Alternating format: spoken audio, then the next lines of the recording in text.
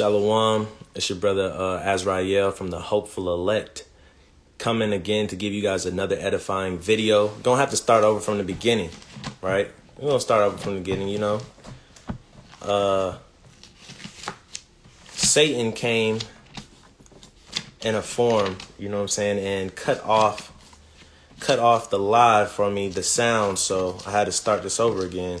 But it's all good because we endure hardening, as soldiers of Christ. So when a sword is put to our neck, that don't make us stop, right? So Satan can't make us stop. So, all right, so back at it, right?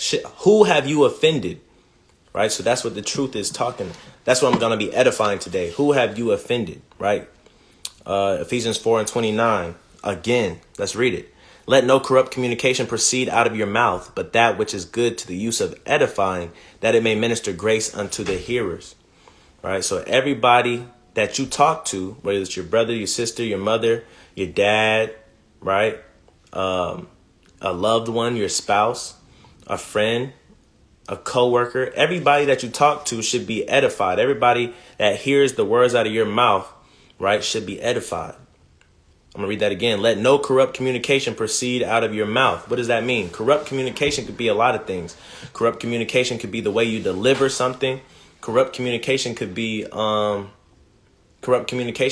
like curse words or swear words. You know what I'm saying? Corrupt communication could be a lot of things. It could be you yelling, arguing too much, always not hearing the whole matter before you rebuke, right? So it says, let no corrupt communication proceed out of your mouth, but that which is good to the use of edifying, right? And so I always tell people Proverbs 31 is not about a wife per se. It's about a wife, but there's a deeper meaning, right? Us being, as a nation, being likened unto a woman, right? The nation of Israel, the Israelites, since we're likened unto a woman, right? We can see that Proverbs 31 is talking to us too, because we're presented as a bride, right? And so in Proverbs 31, a woman should only have wisdom. Wisdom is the only thing that proceeds out of her mouth. So let no corrupt communication proceed out of your mouth, but what? Let wisdom proceed out of your mouth. So that's what it's saying here. But that which is good to the use of edifying, that it may minister grace unto the hearers.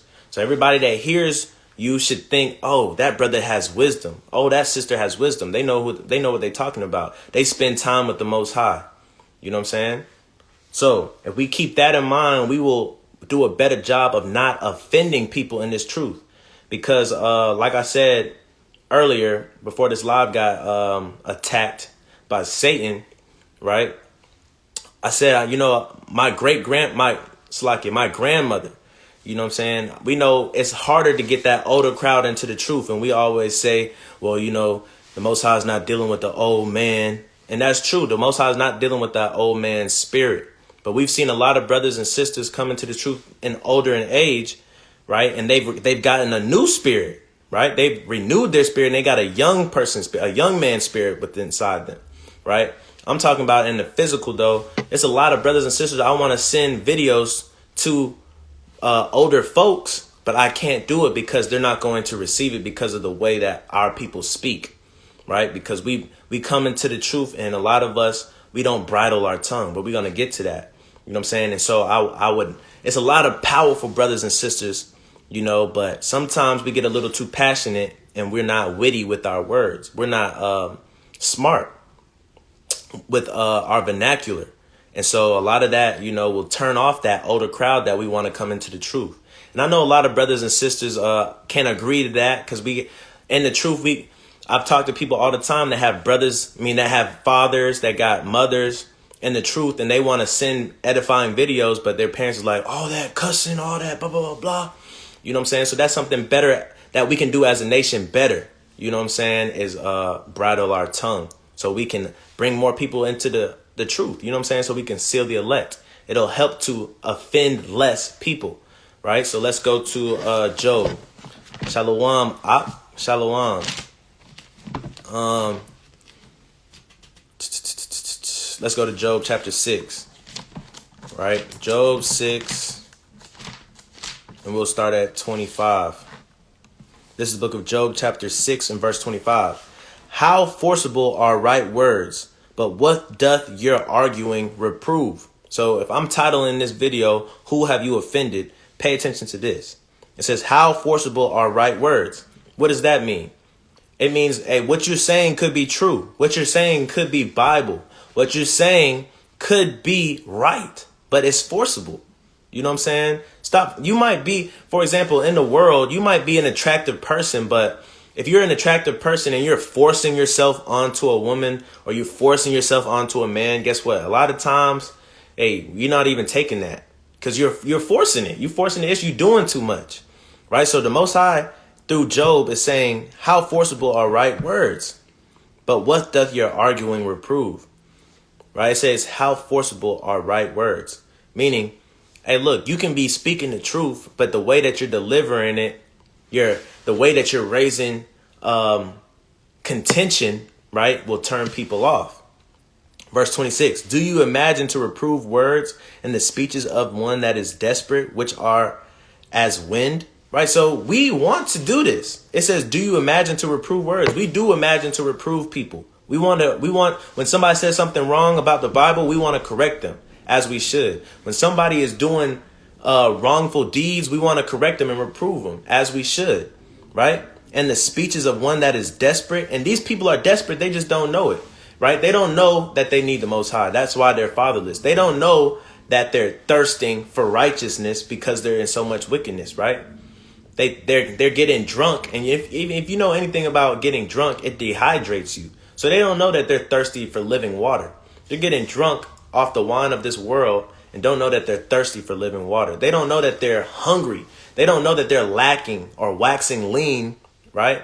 And need that bread. They don't know that they're hungry, right? And so that's what we were trying to do, which are as the wind. So this is the point, right? Verse 27.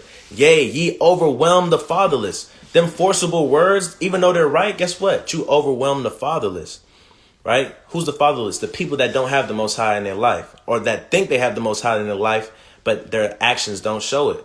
We overwhelm the fatherless, and you dig a pit for your friend. A lot of our mothers, brothers, sisters, cousins, friends, classmates, they won't come into the truth because we're not savvy. We're not witty, right? In the book of Wisdom of Solomon, Solomon says before he had wisdom, he was witty with his words. A lot of us aren't witty with our words in this truth. And so because of that, we get angry, right? And we try to use forcible words. We try to force the conversation to go in a certain way instead of being able to maneuver through a conversation, right? Maneuver through an argument. So we got to be witty with our words. All right. It says, ye overwhelm the fatherless and ye dig a pit for your friend. Them forcible words is going to overwhelm your grandmother who doesn't like a lot of cussing, right? Them forcible words is going to overwhelm that person in the street that was minding his business, but you kind of interrupted him. We have to become witty with our words. For example, a fisherman. Fishermen use different bait. You got live bait. You got fake bait. You got hard plastic, soft plastic. You got swim bait, right? You got jerk bait. You have all different type of baits when you're fishing. And sometimes if the wind is picking up a certain way or the water's not deep enough or the sun is out, you got to change your bait. You got to change your tackle to catch the most fish that day. You know what I'm saying? So sometimes the way that we handle situations, we got to be able to maneuver, right? You should be able to talk to the oldest person coming out of the Christian church, right? And you should be able to talk to the youngest person that's gangbanging. You should be able to talk to both of those people, right? Because you are a messenger, a teacher of the Most High God. You should be able to relate to everybody, right? And that's what we got to do to offend less, all right? It says, ye dig a pit for your friend. So because you're arguing, right? Shalom Aki, you know what I'm saying? Shalom to the prisoners of Yahushua.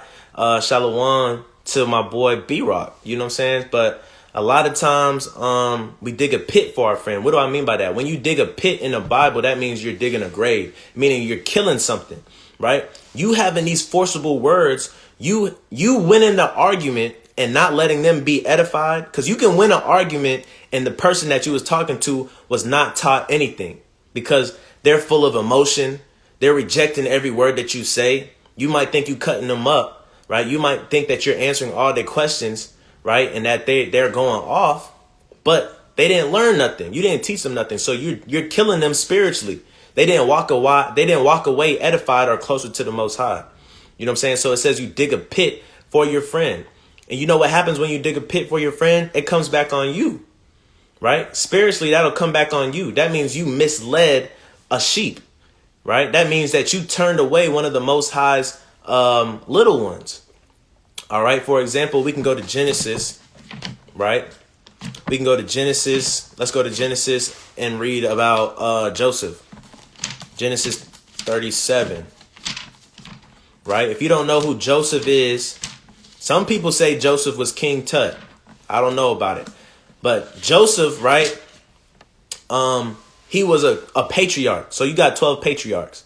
What is a patriarch, you might say? A patriarch was one of those forefathers, right, of the 12 tribes. So you have 12 patriarchs, right? And those 12 patriarchs would be your Salakia, your Judah, Benjamin, Levi, Issachar, Naphtali, Zebulun. It would be your, you could say Dan at one point. You could say Gad. You could say Reuben, Simeon. You could say Salakia. Did I say Naphtali? I think I said Naphtali. But you know what I'm saying? Ephraim and Manasseh. All right. But Joseph was one of those as too. But Joseph, his blessing went to Ephraim and Manasseh. Those were his kids. All right. So a patriarch is nothing but a forefather. You know what I'm saying? So Genesis 37 and 23. Let's go to it. 37 and 23 reads, and it came to pass when Joseph was come unto his brethren, right? He came to all the other forefathers of these tribes that we are in today. And it came to pass when Joseph was come unto his brethren that they stripped Joseph out of his coat of many colors that was on him, right? So Joseph's dad gave him a coat of many colors because he had favor. Joseph had favor. All right. If you read about Joseph in the Bible, he had favor. All right. Even when he went into captivity, he had favor with the prison guards. All right. Verse 24. And they was jealous of his favor. His brothers was jealous of his favor. All right. 24. And they took him and cast him into a pit, and the pit was empty. There was no water in it. Right. So they cast his brother into a pit. They cast their friend into a pit, just like we just read in Job.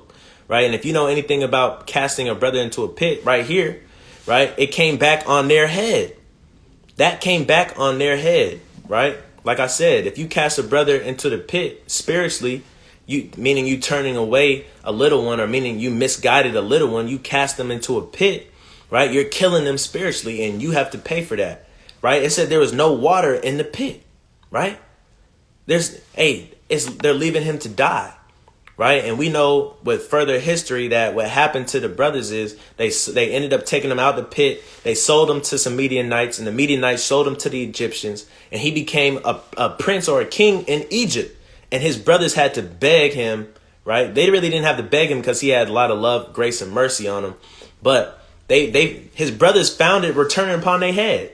The same brother that they casted into bondage, they found that they needed him the most. Right. So that's a proverb. So let's get it in Proverbs. Proverbs 26 and 27. This is the book of Proverbs, chapter 26 and 27.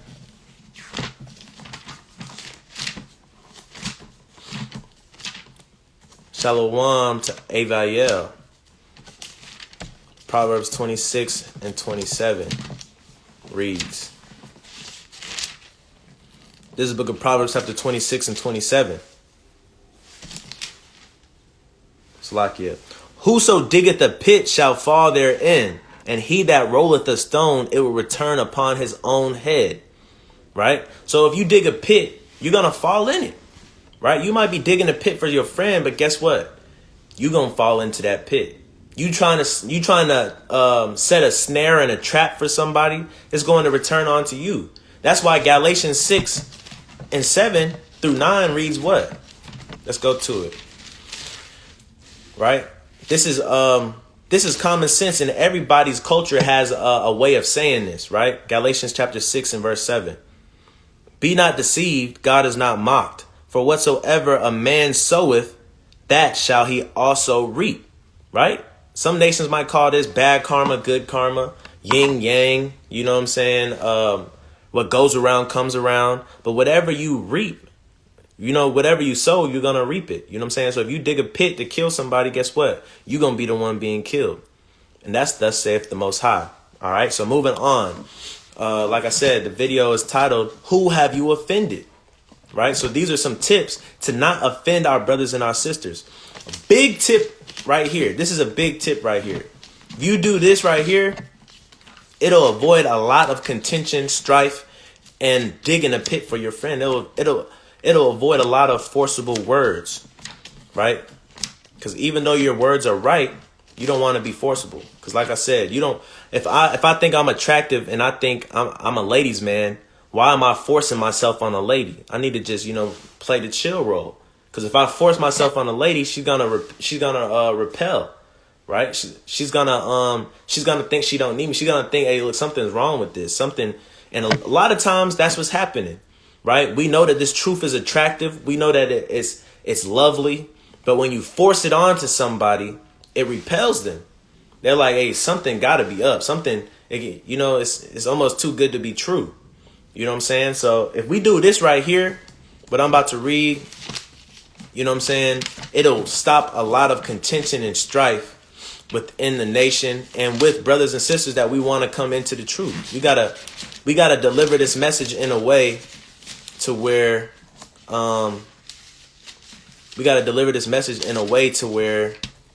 you know what I'm saying, they can receive it. This is 2 Timothy chapter 2 and verse 23, right? But foolish and unlearned questions avoid, knowing that they do gender strifes, right? So a lot of brothers and sisters might want to scoff at you. They see that you're in your Bible. They see that you have a prayer life. You have a fasting life. So they might ask you a bunch of questions to test you out to see if you really, you know what I'm saying, a changed person, a changed man, a changed woman. You know what I'm saying? And a lot of times they'll ask you foolish questions, right? A lot of times they'll ask you unlearned questions. Let me read this one more time.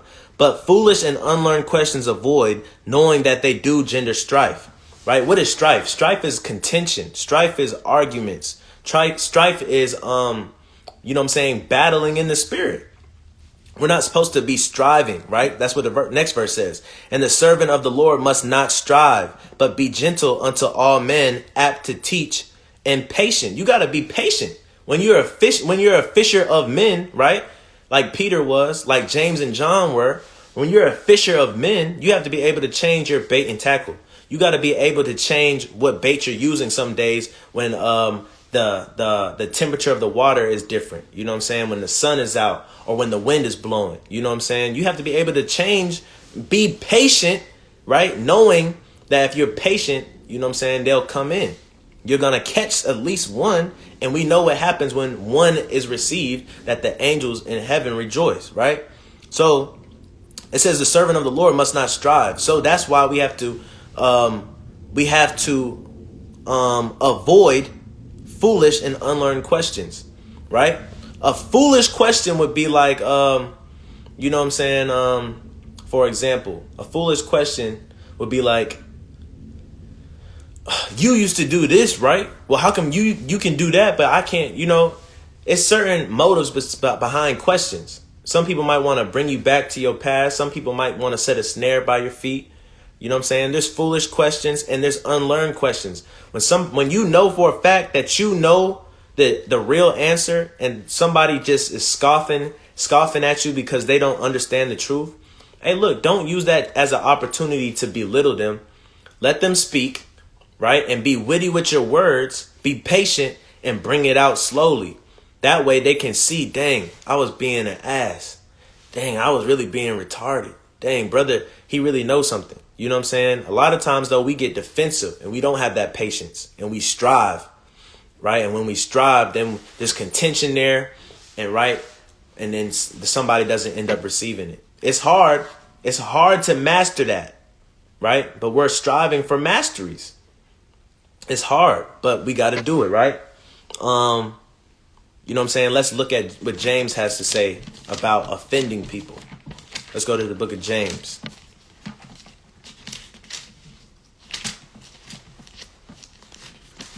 All right, this is the book of James. Let's Slakia.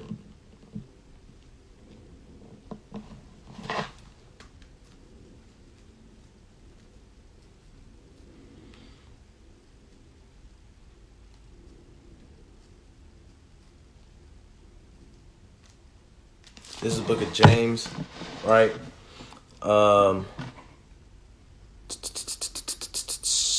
Chapter 3 and verse 2. Look at James chapter 3 and verse 2. For in many things we offend all, right? So it's not hard to offend somebody.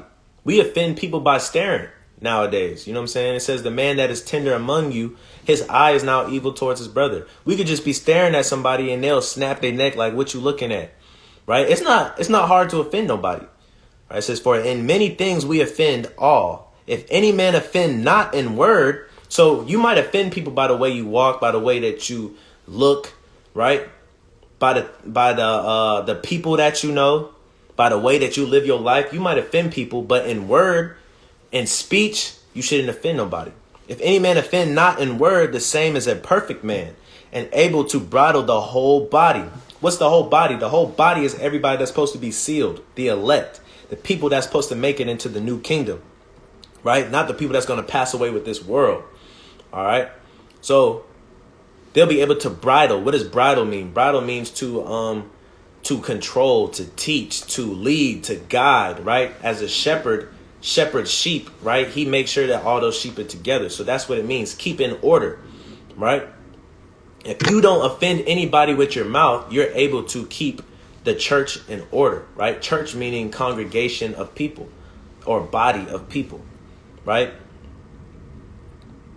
For example, right? This is verse 3. That's through the Spirit. Behold, we put bits in a horse's mouth that they may obey us, and we turn about their whole body, right? That's telling you how powerful a mouth is, because we put a bit in a horse's mouth and we can turn that horse in different directions by its mouth, right? You can lead a group of people by your mouth. Most of the most powerful leaders in the world, right, had a mouthpiece. You know what I'm saying? If you played sports, the leader on the team could have been somebody that didn't get that much playing time, right? Could have just been an older dude. You know what I'm saying? He'd been on a team all 4 years, and he had a mouthpiece. So people respected him and listened to him, right? It could be that assistant coach. It could be that head coach. But you got to have a mouthpiece, right? But you can't offend anybody in this truth. You know what I'm saying? It says the same as a perfect man, right? So that's another tool to offend less people in the truth. All right. Let's go to James 1. Stay in James. Let's go to James 1 and 26. Right. This is what not to do. James 1 and chapter 1 and verse 26. If any man among you seem to be religious, what does it mean to be religious? It means be spiritual, or it means to carry themselves according to the law. You know what I'm saying? According to the law, statutes, commandments. If any man among you seem to be religious and bridleth not his tongue, he can't control his tongue, right? He can't be a shepherd over his own speech, right? That's what it means. But deceiveth his own heart, this man's religion is vain. When it says deceive your own heart, it's talking about your mind, meaning you can't control your mouth, but you tell yourself in your head that what you're saying is right, and it doesn't matter how it comes out. It don't matter if I offend people. It don't matter if they don't listen to me, right? If they don't want to listen to me, they don't want to listen to the Most High, right? Like I said earlier, let the word offend, not your words. Let the word offend, but not your words. All right, because the word is offensive itself. You know what I'm saying? The word goes against what your flesh wants to do. So it's going to offend people. You don't have to add your flavor to that. You feel me? Because you wouldn't be a perfect man, right? You would be doing the opposite of being a perfect man. This man's religion is vain. So even if you're in the truth and you can't control what you say, right? If you can't be witty with your words, if you can't have a dialogue with people, right? Everybody else is just wrong all the time and you can't listen to the whole matter before you rebuke. Guess what? Your religion is vain. You just want to hear yourself speak, right? What is vain? Vain is for self-glory. When a girl, you know what I'm saying, gets a new apartment or something, she goes and buys a vanity, right? With the lights and everything to make her look good. A vanity is exactly what it is. It's vain, right? So it's for self. That religion is vain. If you can't control your lips and your tongue and what comes out your mouth, you just want to hear yourself talk. Every time somebody has something to say, you speak over them, right? Every time somebody wants to ask a question, you say it's not time for asking questions. Listen to me, right? Your religion is vain, right? This is another one. I want to just read this because I know it's a lot of brothers and sisters say, "Hey, we don't deal with religion," right? But we do have a religion. Every heritage, right, have a bloodline, and every heritage bloodline have a religion that they stick to, a sense of a moral code, some laws or rules that they stick to, right? This is our religion right here, right? This is James chapter 1 and verse 27. Pure religion and undefiled before God and the Father is this, right? This is our pure religion: to visit the fatherless and the widows in their affliction, and to keep himself unspotted from the word. All right, let me break that down. To visit the fatherless, right? So this could mean like, physical or carnal too, the brothers and sisters that have lost their dad, but also spiritual. We have brothers and sisters out here that don't have a spiritual father. They don't know the Most High. They don't know who they are according to the Bible. They don't know these things, right? So we have to go and visit them and edify them with our words, give them wisdom that proceeds out of our mouth as a nation, right? And it says, and widows. What widows? They don't have a bridegroom, right? Aren't we waiting for a bridegroom? Aren't we like a widow right now as a nation, right? There's a lot of brothers and sisters who need Christ. So a lot of brothers and sisters, they need Christ and they need the Father, right? So this is the people that we have to visit, and we have to give them this knowledge of the truth, these law, statutes, commandments, their heritage, records of what happened in the past, who they need to believe in, right? And to keep himself unspotted from the world, right? We got to be blameless and unspotted, right? Christ said, go and sin no more. For a lot of Christians that say, you can't live this life without sin. Well, sin is the transgression of the law. If all I got to do is not transgress the law, I can live without sin, right? Have we all sinned? Yes, we've all sinned before. But Christ said, go and sin no more. I mean, you got to live your best according to this Bible, man. You can't make up excuses. All right. So this is how we don't offend. We got to bridle our tongue, right? So Proverbs 17:28, right? This is another tactic on how to not offend in the truth, or offend, period, right? Proverbs, what I say? Proverbs 17. This is the book of Proverbs, chapter 17 and verse 28. And it reads,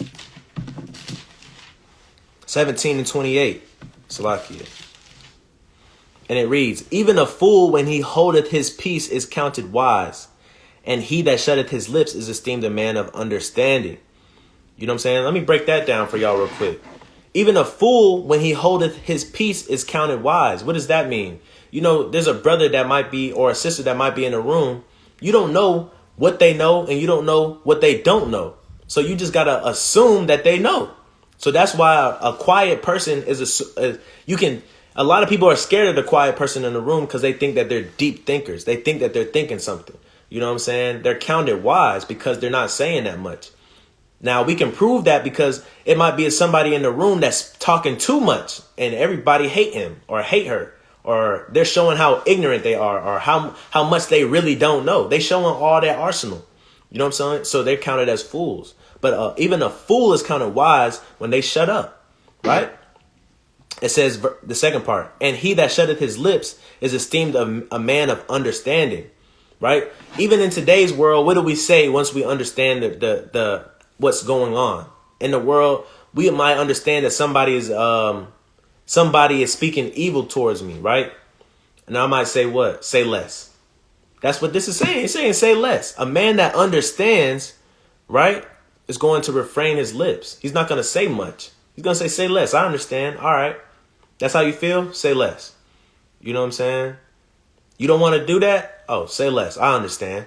Right? The girl don't want to talk to you no more? Say less. The girl cheated on you? You understand that she's an adulterous whore? Say less. You know what I'm saying? You off that. So that's what it's saying, man. A lot of times in our conversations when we're being fishers of men, we got to understand when to say less. All right. We got to understand when to just not speak and let that evil come out of somebody themselves instead of always trying to force it out. Because it might not. Hey, a lot of times we force evil out of people and they're not even evil people. We provoke that. You know what I'm saying? And a lot of times, if we just be patient and show the fruits of the Spirit, we can actually edify somebody. All right. So let's go to Matthew 18:26. Matthew 18:26. Right. This is the book of Matthew chapter 18 and verse. Slakia. Verse 26. The servant therefore felt. Hold up. Salakia, that's not what I want. What did I write down? 18:6. Salakia. This is the book of Matthew 18:6. But whoso shall offend one of these little ones which believe in me, it were better for him that a millstone were hanged about his neck, and that he were drowned in the depth of the sea. So the Most High said, kill yourself. You want to offend somebody? Kill yourself, right? You're not going to use my word, right, to turn somebody away, right? My word is not used for that. If you want to offend somebody that has a genuine compassion to serve me, right? This is talking about brothers and sisters in the truth, right? You're his little ones. Not talking per se about people out in the world, right? But it can be applied to people out in the world too that are the elect that hasn't been sealed yet, or their eyes haven't been opened, right? But it's saying you want to offend one of these little brothers, one of these little sisters. He's saying go kill yourself. He's saying go get a millstone. That's a big heavy stone, and throw yourself into the sea, right? And pretty much kill yourself. All right. So I want to get context in that. Let's go to Mark 9. Mark 9. Because now we're talking about offending in the truth.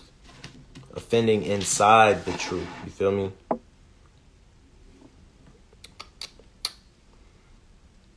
Mark 9.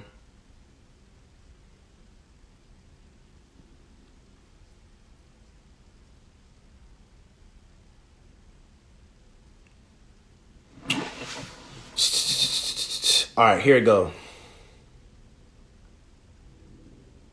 Verse 38. Mark 9 and 38, right? What does that read?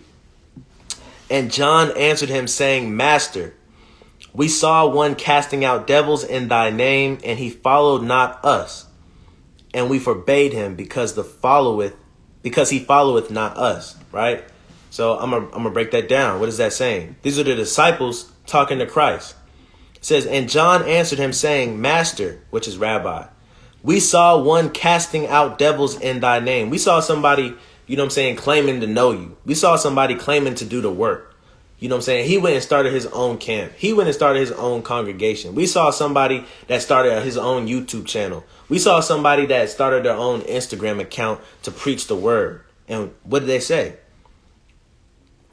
Casting out devils in thy name, and he followed us not. And we forbade him because he followed us not. Right? So what did they do? They said, hey, look, you didn't learn from Christ. You can't be doing that. You didn't learn from my camp. You didn't learn from my congregation. You ain't learned from me. Right? So you can't do that. You don't have enough wisdom. Right? You don't have enough knowledge to do what you're doing. Right? So what did Christ say? 39. But Christ said, forbid him not, for there is no man which shall do a miracle in my name that can lightly speak evil of me. Right?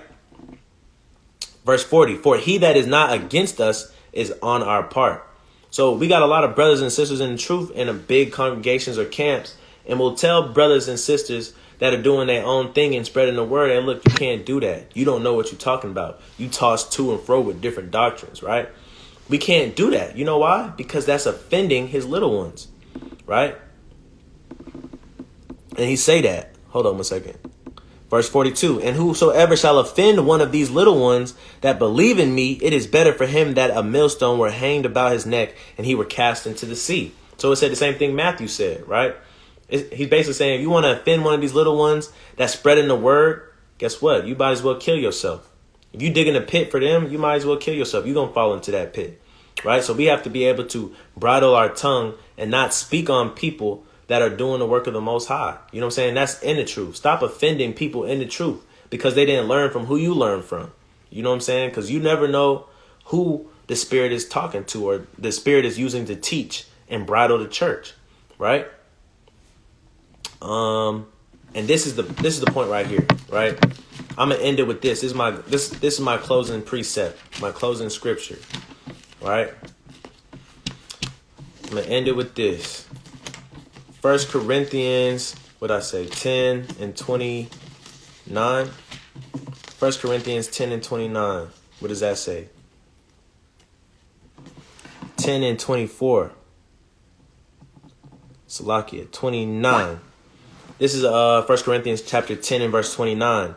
This is Paul speaking to the church in Corinth, right? Trying to reestablish order, trying to bridle the church. He had a lot of patience with the church in Corinth, right? This is 1 Corinthians chapter 10 and 29. Conscience, I say, not thine own, but of the other. For why is my liberty judged of another man's conscience? Right? Let me break that down. Conscience. What is a conscience? It's something that tells you right from wrong, right? So your conscience, once you come into the truth, is enhanced. You know what's of the laws of God, right? You know what's against the laws of God is sin. You have the knowledge of the truth. You have the knowledge of sin, right? So you're thinking, you know what I'm saying? If I already know this is lawful and this is not, why is my conscience at liberty of somebody else? If I know that the book says that I can eat meat, why do I have to, when I'm around somebody else that doesn't eat meat, why do I have to not eat meat? You know what I'm saying? Because their conscience tells them that they can't eat meat. Well, so why is my conscience at liberty of them? Right? It says, I say not thine own conscience, but of the other. For why is my liberty judged of another man's conscience? Right? So we have to keep people's consciences in mind. People in their walk of life in mind. We can't give a culture shock to somebody that might repel them from the truth. You know what I'm saying?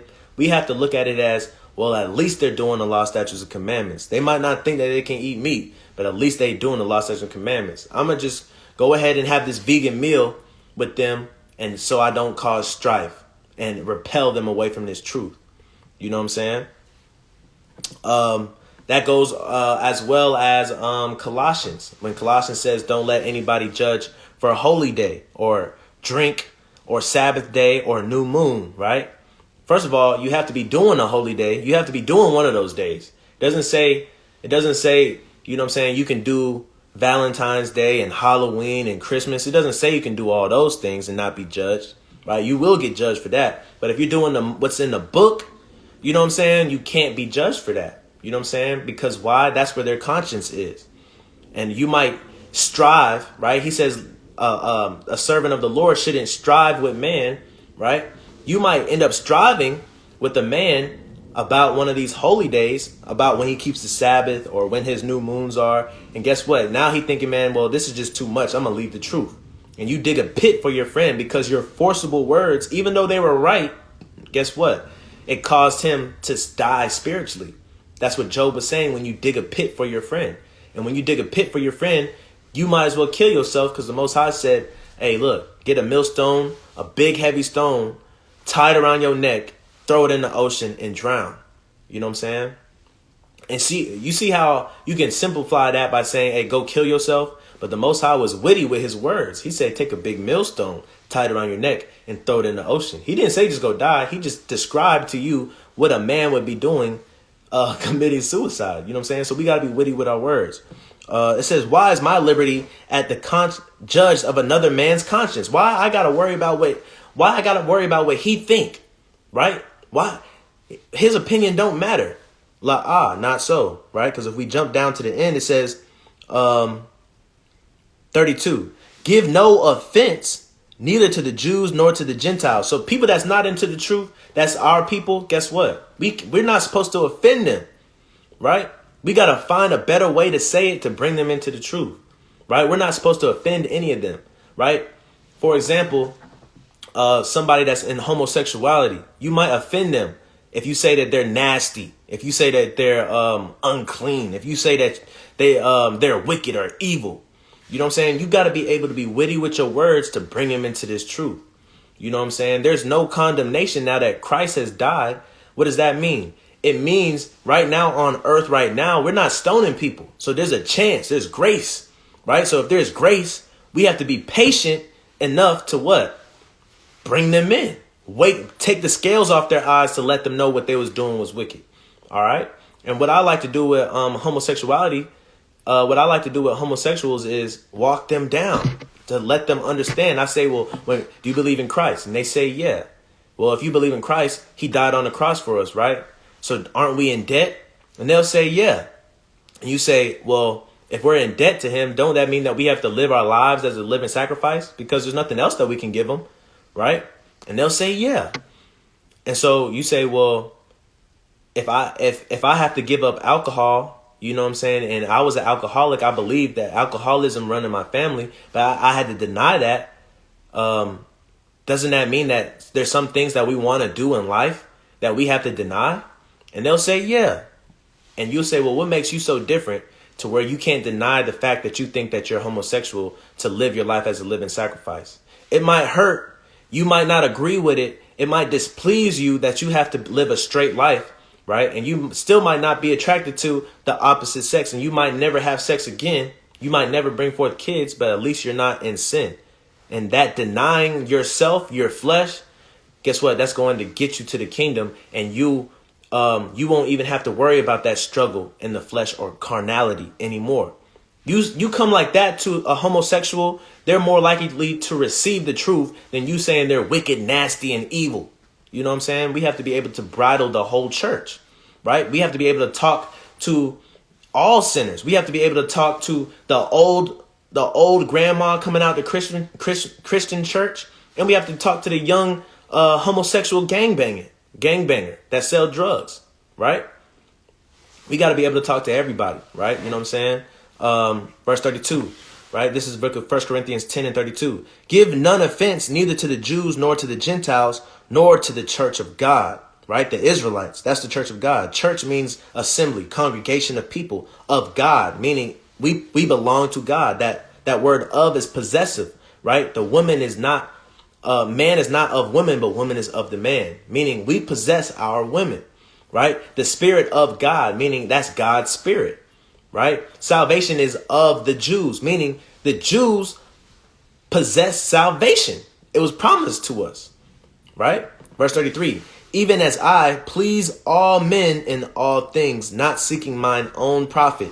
Right? Don't worry about yourself. If you got the truth, cool. You should be worrying about how you can get other people to get into the truth and be content with their life in the Most High. So not your own profit, but the profit of many, that they may be saved. Because that's why we in this thing, man. So that they may be saved. So with that, I'm going to say shalom. Hopefully somebody was edified tonight. And think about it. Who have you offended? And if you offended somebody, you know what I'm saying, go back, be patient with them, and try again. Shalom.